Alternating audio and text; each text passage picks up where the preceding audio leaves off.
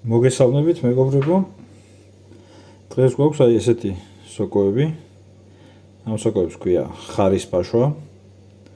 ეს არის მორჩელა ესკულენტა ქვია ამას ლათინურად. და ხარის პაშვა არის გაზაფხულის სოკოები, რომელიც არის ერთ-ერთი ყველაზე ძვირფასი სოკო საერთოდ, რასაც მოვიხმართ ადამიანები. საქართველოში ჩემი აზრით და ჩვენი გამოცდილებით ტრუფელის შემდეგ ყველაზე ძვირად ამ სოკოს ყიდით რეალურად. ძალიან კარგი დელიკატესი არის. ბევრი რესტორანი ამზადებს ამ პერიოდში ხარის პაშვას კერძებს. ძალიან ფასობს ევროპულ კულინარიაშიც, განსაკუთრებით საფრანგეთში, იტალიაში და სხვა ქვეყნებში, ამერიკაშიც ძალიან პოპულარული არის. ინგლისურად ქვია morel mushrooms, მორელები, და ლათინური როგორც გითხარით არის მორჩელა ესკულენტა. ჩვენს დღეებში ბევრნაირი გვხვდება. ამ პერიოდში იზრდება გაზაფხულის სოკო არის.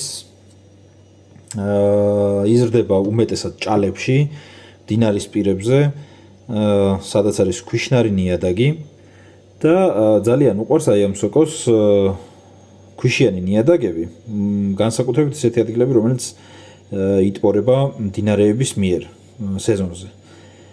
არის ძალიან გემრიელი, თუმცა არის ძალიან მსუბუქი სოკო, აი ამ ხელა სოკო არის, თქვენ არ გეგონოთ რომ ის მთლიანად სავსე არის რბილობით, ეხა შიგნით, შიგთავსი, შიგნითაც ცარიელი, ეხლა ამას გავჭრით და გაჩვენებთ როგორ გამოიყურება, მაგრამ სანამ ამამდე გადავალთ, მინდა გითხრათ, რომ ხარის პაშვა არის დაახლოებით 300-მდე სახეობის. მათ შორის ბევრი ერთმანეთს გავს, თუმცა შხამიანი და მომწამვლელი არც ერთი არ არის ხარის პაშვის სახეობებიდან. და გასწავლით როგორ უნდა ამოიცნოთ რეალურად ეს სოკო უკვე როგორ განასხვაოთ სხვა სოკოებისგან მაგალითად. მოდი ესენი ცოტათი გადავდოთ გვერდით, თან ვისაუბრებ, თან გეტყვით. ასევე სხვათა შორის იზრდება მთიან რაიონებშიც, მათ შორის სადაც არის ნაძვები.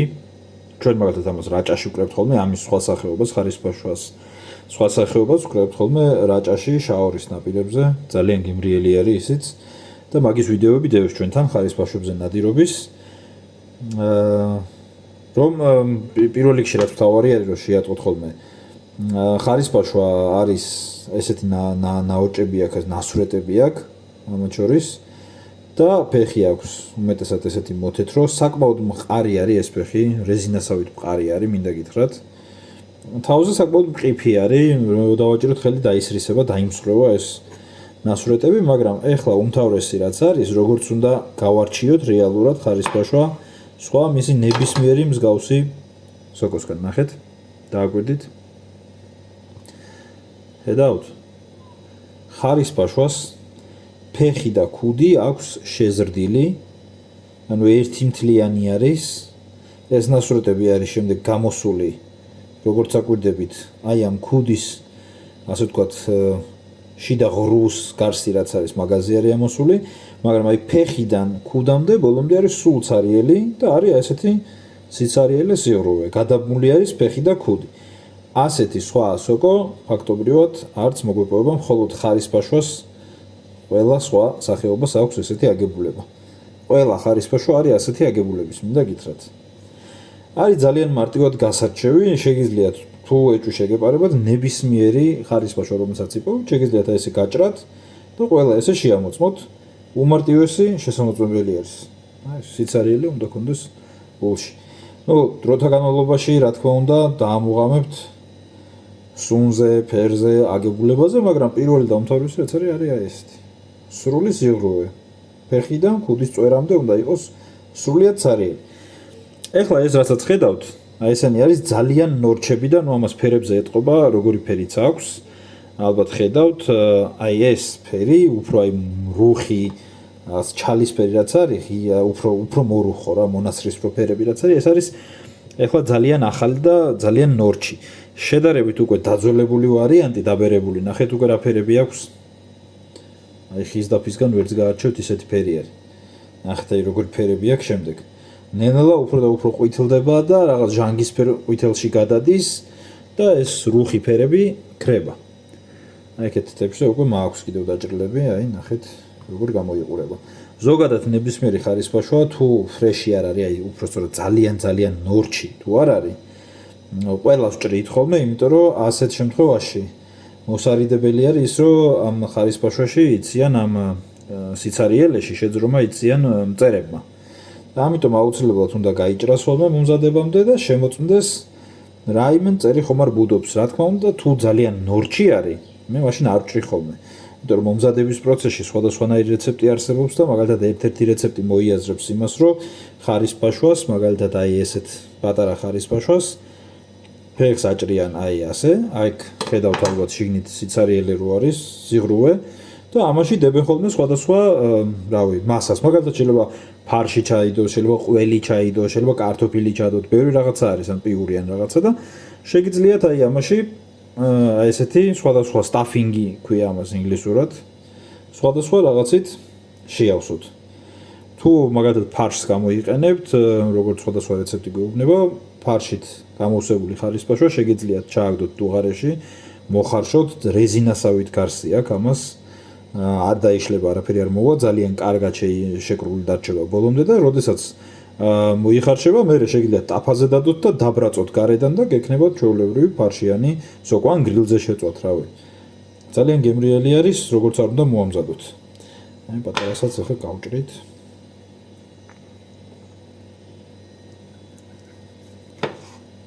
ჩვენ ახლა რასაც გავაკეთებთ დღეს, ეს არის ხარისფაშვას პასტა.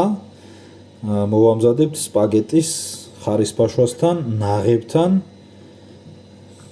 და პარმეზანთან ერთად. ნახეთ როგორი ახალი არის. ფითქინა თეთრი არის შიგნიდან ეს ყველაფერი. ამიტომ ეხლა ნელ-ნელა ყველა სოკოს ესე გავჭრით. შევამოწმებთ სათითაოდ და შემდეგ გადავალთ უშუალოდ მზადების პროცესზე. ნახეთ რა კარგია. ხელები. ნელ-ნელა ყველა სოკოს დავჭრით და გაჩვენებთ მე უშუალოდ შედეგს. პარემ მოდი ესენიც დავჭრათ თქვენთან ერთად. ნახეთ. უბრალოდ შეხედეთ როგორი ფერები აქვს. ნახეთ. შიგნიდან ფაქტურად ძალიან საინტერესო არის. მაგრამ აი ძალიან გემრიელი სოკო არის. ვისაც აქამდე არ გიჭამიათ. არ გაგისინჯავთ, გირჩევთ, რომ ეს სოკო ასე ვთქვათ, მოიძიოთ ბუნებაში და გასინჯოთ. მოდით აბა ეს ჩვენი დიდი მეგობარიც გავჭრათ და შევამოწმოთ რა ხდება მის შიგნით. ეგ ცოტა ჟანგისფერი სიძველეები არის, მე ვეცდები რომ ესენი ნელა მოვაშორო, მაინც არ არის აუცილებელი. არ გვინდა რაც შეიძლება ძველი სოკოები, დიდად არ არის სახარბიელო რომ ჭამოთ. ჭიანი მაინც და მაინც არ ჩანს. დაჭიანებაზე ადვილად შეატყობთ ხოლმე, ეს თითქმის იფშნება. აი ეს ფქვილივით ხდება ხოლმე და მატლებიც ძალიან ადვილი შესამჩნევია ხოლმე ამ სოკოში. ანუ არ იფიქროთ რომ არ ჭიანდება ან რაღაც. ეს ახლა ძალიან კარგად შეიბრაწება. და ერთად ვნახავთ, აი ამდენი გამოგვივიდა მეგობრებო ესე. მანამდე მესხვებიც ჰქონდა უკვე დაჭრილები, ცოტა შედარებით ძველები, ნახეთ უკვე რაფერი არის დამუქებული. და ეს ძალიან ნორჩებიც აქვე არის ერთად სოყვალ. ჩვენი კომპანია საქართველოს სოკოების კომპანია Georgian Mushroom Company.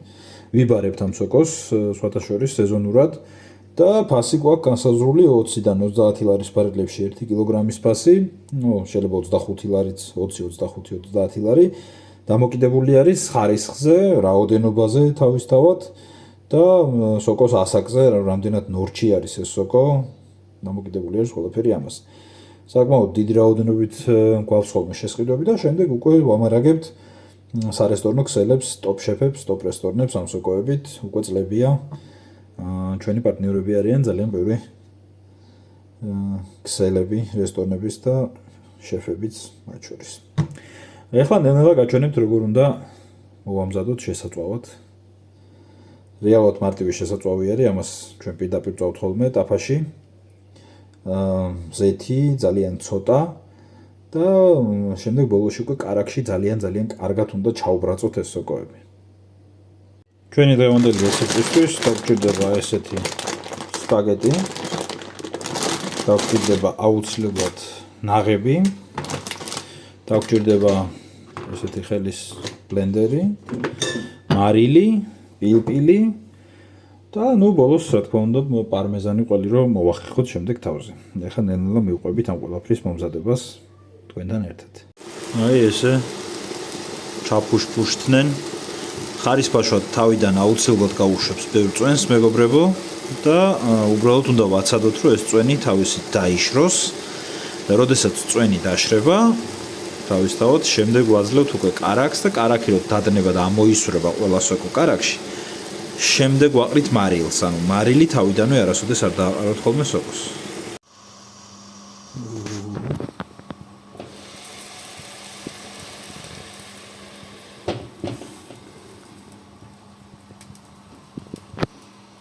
დროა გადმოვაბრუნოთ ჩვენი ხარისფაშვები ნაწილი უკვე კარგად არის ქვემოდან დაბრაწული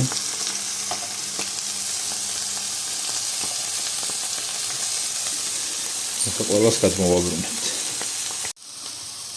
აი ნელ-ნელა ეს მხარე მთლიანად დაიბრაცა ეხლა მეორე მხარეს ვბრაწავთ და ცოტა ხანში უკვე კარაქს და მარილსაც დავუმატებთ აი თითქმის დაიბრაცა ხარისფაშვები ეხლა გამოვთავთ უკვე კარაქი მარილი ნაკნავი აქვს ჩვენურად არის დაბრაწულები როგორც ხედავთ ამის რაღაცა ნაწილს დავაბლენდერებთ ეხლა რომ გემო კარგად შეერიოს პასტას ხარისფაშვების ნაწილი დავაბლენდერეთ და შემდეგ ამას შევურავთ ნაღებსა და ნიორს რომ მაქსიმალურად კარგი გემო მისცეს ასე ვთქვათ სპაგეტის შეზავებისას ნაწილი აქეთ გახრაკულები გვაქვს, ამას უკვე თებშებზე მოვაყრით უკვე მზაკერტს.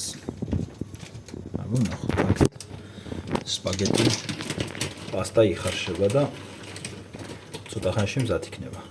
ესე იგი ნიორი უკვე მოითუშა, ცოტა უკვე ფერიც იცვალა, ეხლა დავამატებთ დაბლენდერებულ ხარისფაშვას და გავაგრძელებთ მოთუშვას.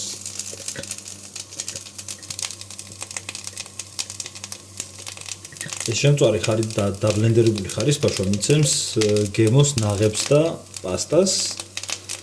დანარჩენებს უკვე დაბრაწულ ხარისფაშვებს რომელიც აქეთ გვაქვს, ამათ უკვე მერე გასაფორმებლად მოვაყრით თებშებს.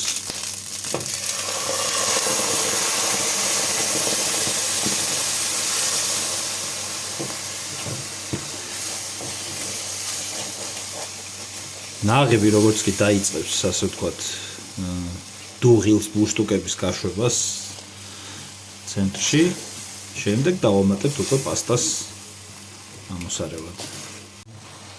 ესე იგი, ახლა უკვე უნდა ამოურიოთ კარგად, რომ პასტა კარგად იყოს ამოსრული, ასე ვთქვათ, ნაღებიან соуსში და შეგვიძლია დავამატოთ პილპილი და ცოტა მარილი, თუმცა მარილი სოკოსაც უქენით. და პასტაც მოიხარშა მარილში. ეს უკვე მერე თქვენი გემოვნების მიხედვით შეგიძლია დაამატოთ, რაც გაგიხარდებათ.